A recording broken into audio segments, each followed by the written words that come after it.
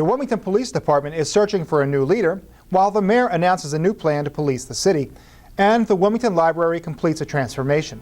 All of that and more as Update News starts now.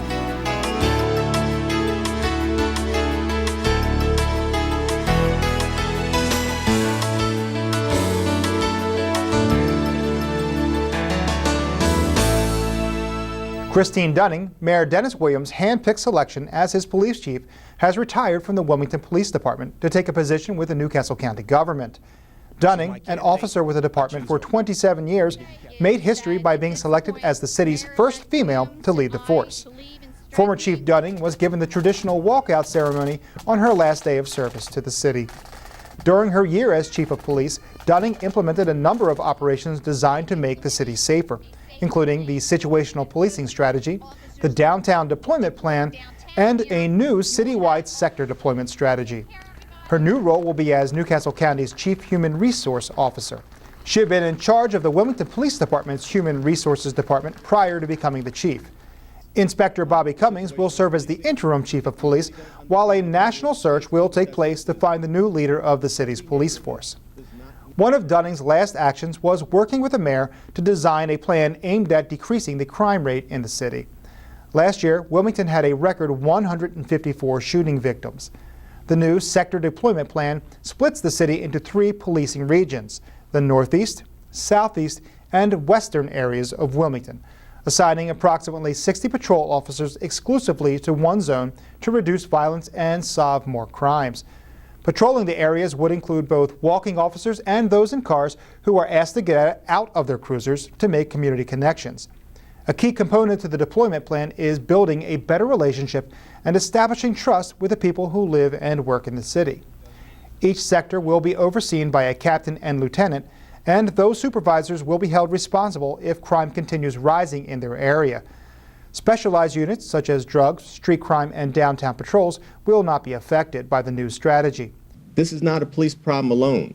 So what we need is the buy-in from the community, and that's going to come through the relationship piece building that we are looking to put in place. The situational policing, if you really don't understand what that is, basically what that says is every neighborhood does not need the same police services. So those captains will be responsible to those areas, and they will deploy their resources based on crimes and activities that are occurring within those areas. And again, everything's not a crime. There are other neighborhood building type of things that we'll be doing. So in having someone that is accountable for an area, you will have someone that you can reach out to. Those officers will be consistent in those areas.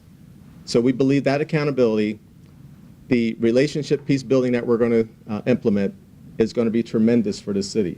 7th District Councilmember Bob Williams, a former Wilmington police officer, expressed hope for the success of the new plan. I think what's going to make this an effective plan is if they put the manpower on the streets and keep that manpower on the streets, not utilize them for another service complaint.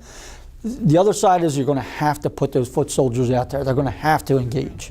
They're going to have to meet with the community leaders, both formal and informal, and they're going to have to develop a liaison where that they can start a dialogue and start to get into the entrenched issues that are surrounding that neighborhood. So you're optimistic, though, that a plan like this could work? I walked as an officer in West Center City for about 6 years. I supervised the officers in the community policing unit. Community policing works. It truly works. Right now, the tail wags the dog.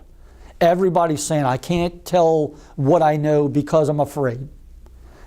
The people that are the good people of the city of Wilmington far outweigh the bad people, by far and away. This will allow them the opportunity to come out and engage, and then we'll start to see the strength in numbers that'll put the lid on this crime problem.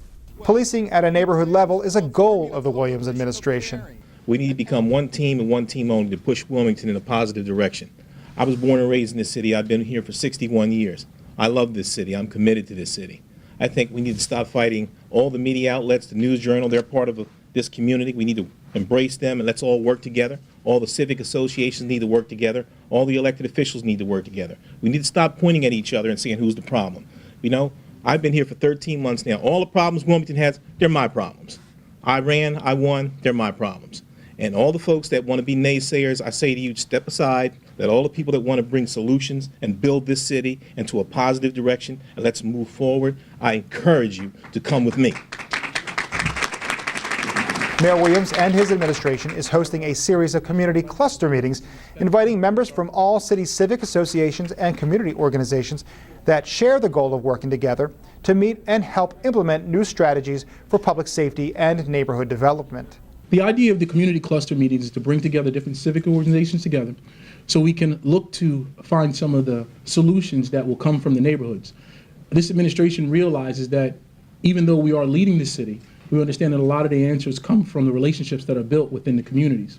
And the idea of the cluster, as I said, to group you guys together to share resources, share ideas, share problems, and help us to be able to get more feedback on how we address your particular issues. Each community cluster will meet 4 times throughout the year at the Emergency Operations Center at 22 South Heald Street.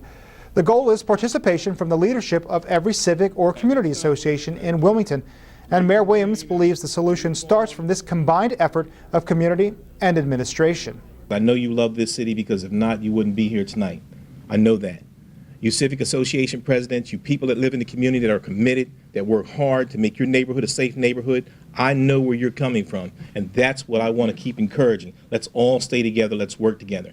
You know, sometimes we can all get mad at each other. Remember, we were children, we took our balls and went home, but the next day we went back and played with each other. And that's the way it should be now. We all have opinions, we all have feelings, we all understand where we live, and we want our neighborhood to be the best neighborhood, but let's come together as a team and work this out.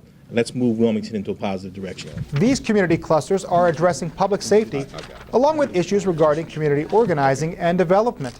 And they provide important information about navigating and receiving city resources and services that relate to neighborhood improvement.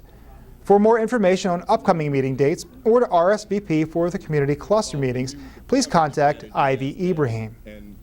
City Council President Theo Gregory moderated a forum on the ideas of freedoms in America. The Freedom Forum explored the difference and gap between freedoms that have been created and are pursued as ideals and the actual experience of freedom today. In a democracy, freedom is a fundamental principle, and we have to understand how freedoms have grown over the years and how they've been constrained over the years, and I think you're going to hear that kind of discussion here. United States Senator Chris Coons said that while many freedoms have been obtained in this country, there is still effort required to go further. This is an important conversation about freedom, a conversation as part of the celebration of Black History Month here at Hanover Presbyterian, but also a conversation for all of us in the Wilmington community and in Delaware to reflect on the steady march towards freedom and the barriers that remain towards the realization of freedom for everyone here in Wilmington and in our country. So what does it mean to have a dream? What does it mean to secure economic freedom? And what does it mean to execute that aspiration? Or better yet, and I think perhaps a fair question, particularly as it relates in the city of Wilmington, what does it mean for low-income Black and brown boys and low-income Black and brown men to dream and execute those aspirations within the context of the United States of America in the 21st century? What does it mean for them to dream? 6 panelists, including City Council member Maria Cabrera, shared their perspective on the difference between the freedoms we aspire to and the freedoms that are realized. Now look at us today. We're fighting over the minimum wage. People are not living with a fair living wage. The average is $15 a person in the country. In Delaware, it's $10.22. Wow. You're not free. You are still in chain when you're not able to live that American dream in the home of the free and the brave. These people were fighting for this in the 60s. We're still fighting for this now. Reverend Andrew Jacob, whose Hanover Presbyterian Church hosted the event, expressed his hope that those in attendance would be upset with what they heard, but would use that anger as a catalyst for the future. Frederick Douglass once wrote, "Those who profess to favor freedom and yet depreciate agitation are those who want crops without plowing up the ground." And so my hope, my prayer, my vision for this day is that we get a little agitated so that we would become agitators for freedom. Governor Jack Markell has signed into law a bill raising the minimum wage in Delaware to $8.25 an hour. Currently, the state's minimum wage is $7.25. The increase will take place in 2 phases. On June 1st of this year, the minimum will rise 50 cents to $7.75. The second phase takes effect on June 1st of 2015, when the minimum will rise an additional 50 cents to $8.25.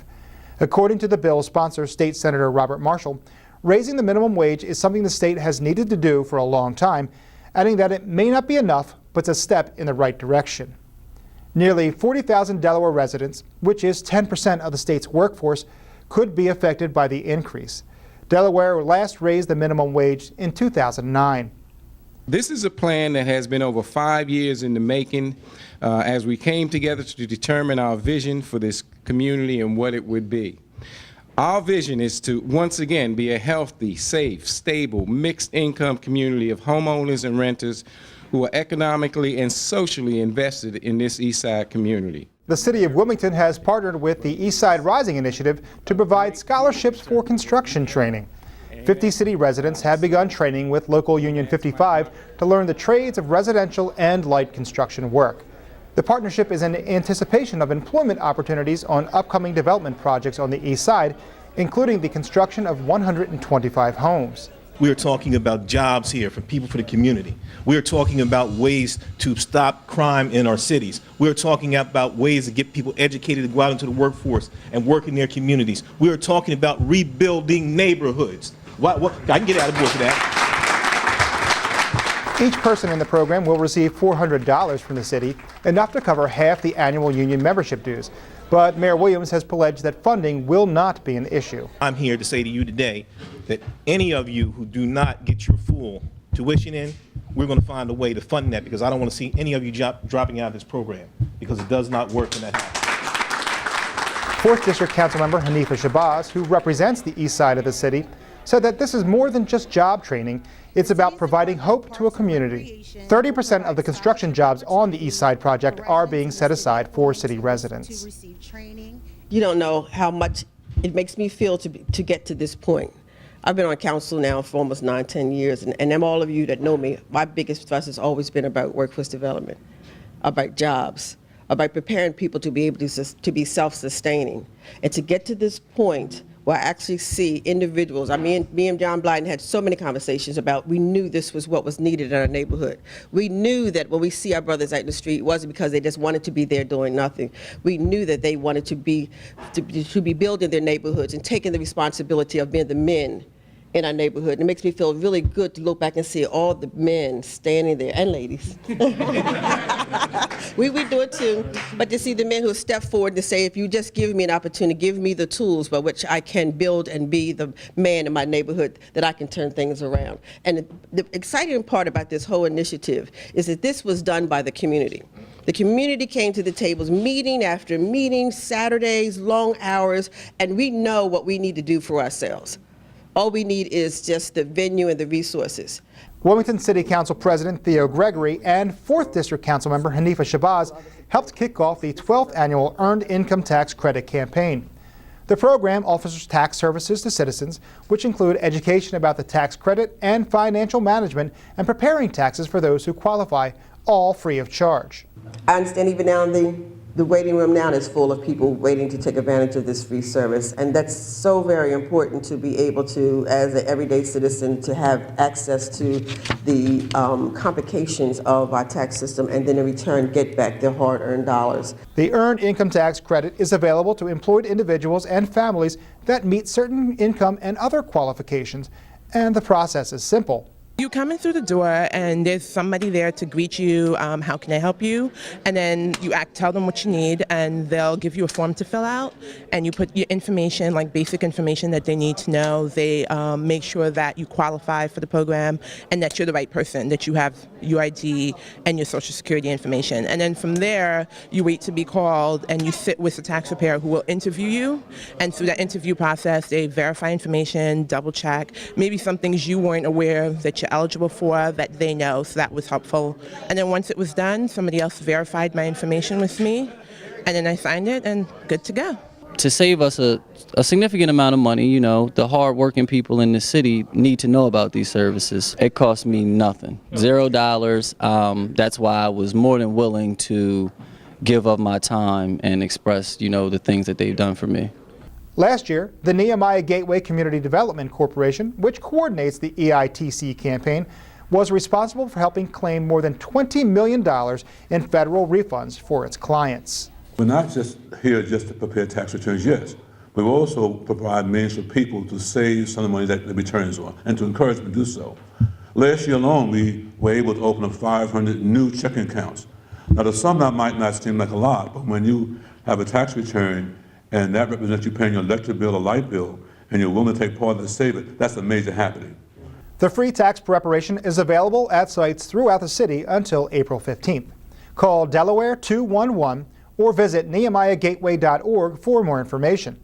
And for Delawareans with a household income of $58,000 or less, there is free software available at www.myfreetaxesde.com to help you do your own tax return at home. The city is looking for volunteers to participate in the annual Community Project Day. This will be the 4th year Wilmington has held the Day of Volunteer Service, during which Wilmington residents are encouraged to demonstrate their community spirit by organizing activities that improve their neighborhoods.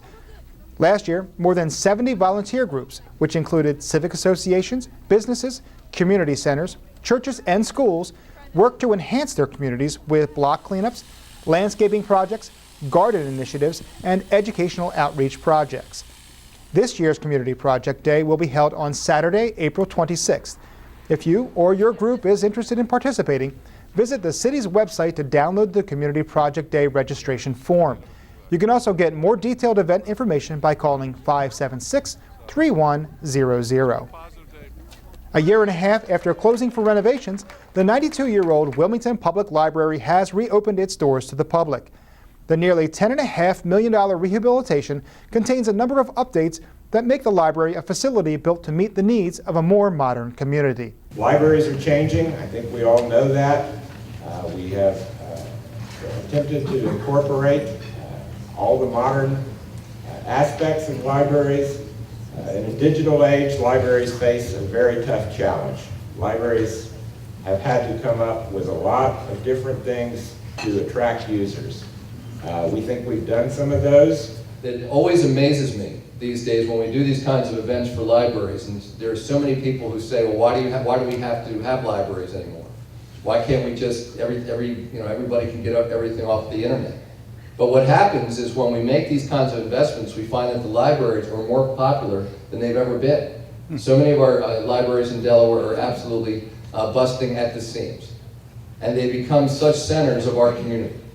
Now, whether it's for children who will be able to study here and to do their research here, whether it's for people who want to come here because they want to do research on jobs, and everybody in between, this library is going to play an incredibly important role in their lives and in the life of the city of Wilmington. This is a great investment.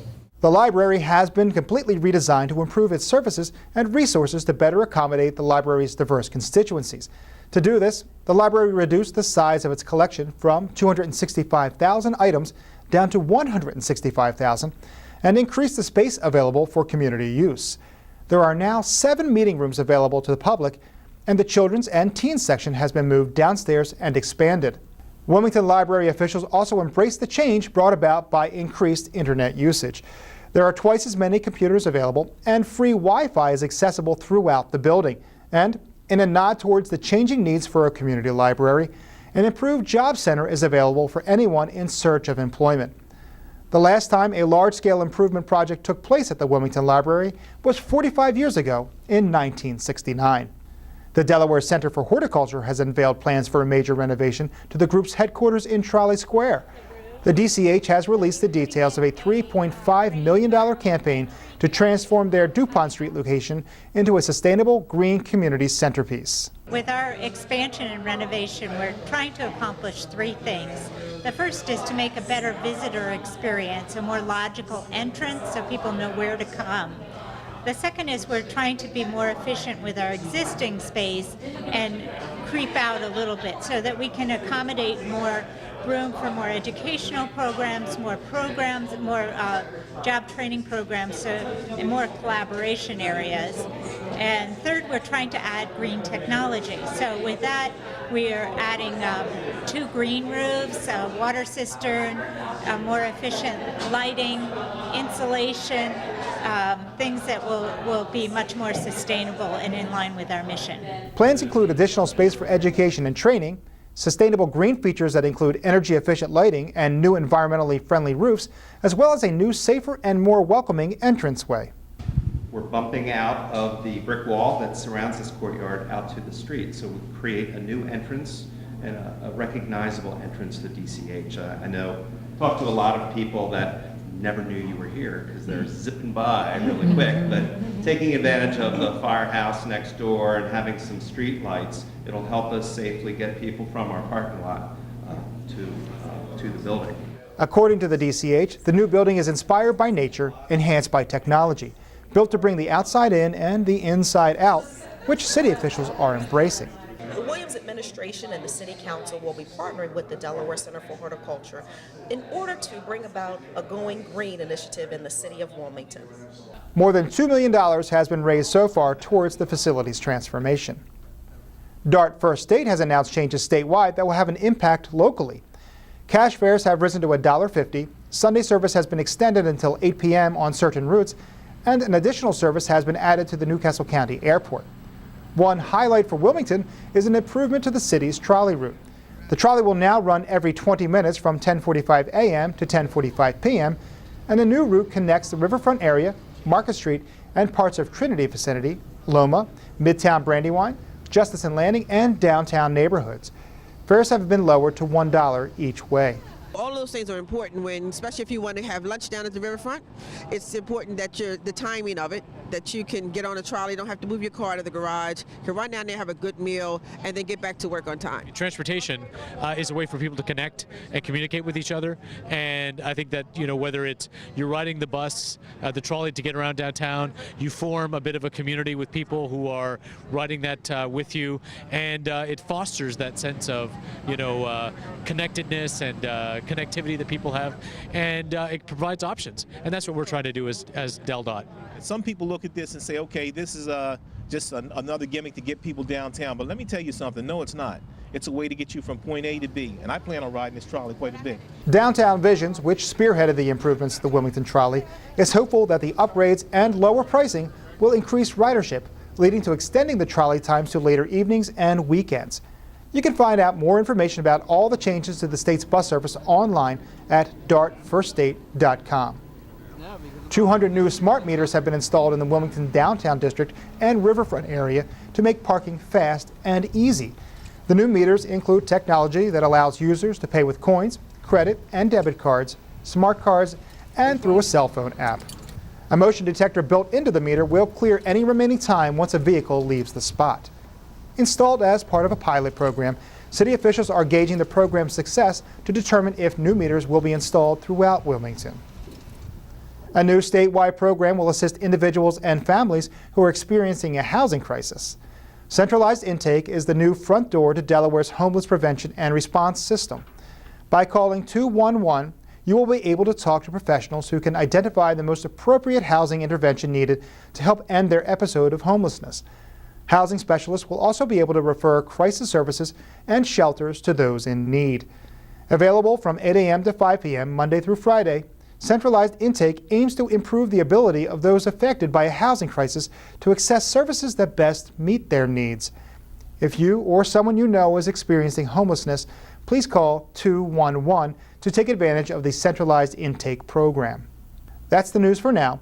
For all of us here at Update News, thanks for watching.